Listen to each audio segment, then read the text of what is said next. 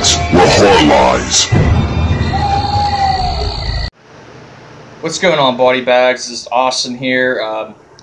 This is week 203 here on body bags. Yeah, this is a really big video for me because I am no longer just a part-time reviewer on this channel, a fill-in reviewer, I should say. I am now your regular Wednesday host, so you guys can catch me here every Wednesday now, giving movies really high ratings. But yeah, seriously though, just again want to thank Derek for giving me a chance to be on the channel.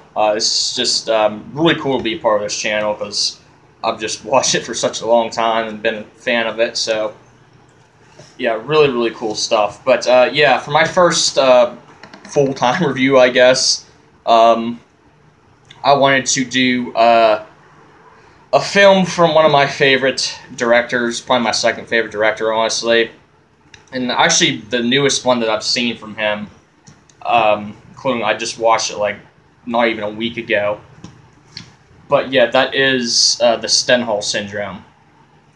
Now, yeah, this is from 1995, so this is past Argento's prime, his prime being from the late 60s to like the mid-late 80s.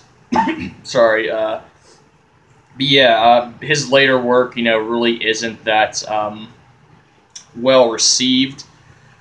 But I heard good things about this one, so I picked it up, and yeah, basically this movie is about Asia Argento. Her character, she is a police detective trying to hunt down this murderer slash rapist who's been going around, you know, kind of like a serial killer, like rapist type thing. But yeah, she's trying to track him down while having to deal with this, what the Stendhal Syndrome actually is. Now, it's really weird, really interesting how this works, because she goes to this art museum in the beginning of the film, and she starts looking at these paintings, and she just, like, passes out. So, yeah, from that point on, she you know, gets this thing called the Stendhal Syndrome, which is a hallucinatory phenomenon, which basically causes her to kind of lose her mind and to kind of go crazy and kind of lose her memory and stuff like that. It's really interesting, you know, how they incorporate that with the film, because the film, you know, other than her dealing with that, while that's going on, she's also again hunting down this this killer, and she ends up getting attacked by this killer, and he attempts to rape and murder her, but she ends up getting away. And the rest of the film is basically, you know, her trying to stay away from the killer, and the other people in the police force trying to catch him. Really interesting story, man. You're kind of on the edge of your seat the entire time. It's pretty darn atmospheric. In some scenes, really, one of Argento's most disturbing movies. I think it even says on the front. Yeah, it does. Argento's most disturbing work to date. Probably right. Yeah, it does have like 2 rape scenes in it. It doesn't show like anything on screen, so it's not like that graphic. But you still get the effect as if it were, which is great job by Argento.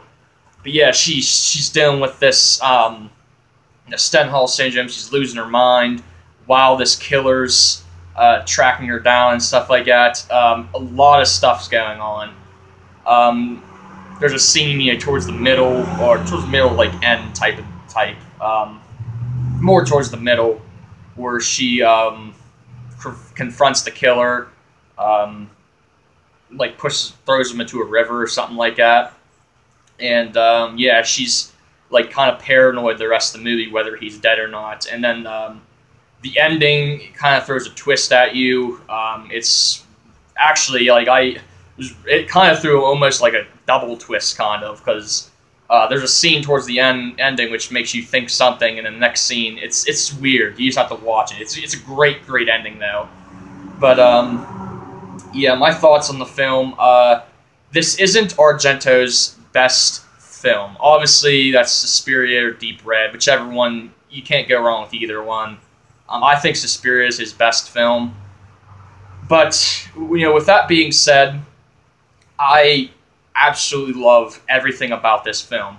Now, they do use like CGI in like 2 scenes. It looks terrible.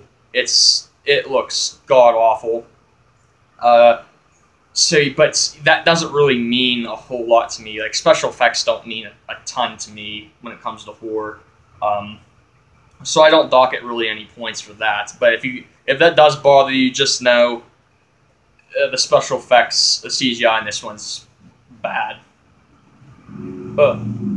Sorry, but yeah, this film is really atmospheric. The score is really good. One of my favorites Argento scores. I think this was done by the score is done by the same person who did John Carpenter's The Thing, which, FYI, is my favorite horror film of all time. But yeah, I'm pretty sure that's how it went. But yeah, it's a great score. Also, Argento's character becomes more and more interesting as the film goes on. At the beginning, she's kind of like a little bland. But towards the end, she starts getting relationships with different people. It's really interesting, man. Such an interesting movie.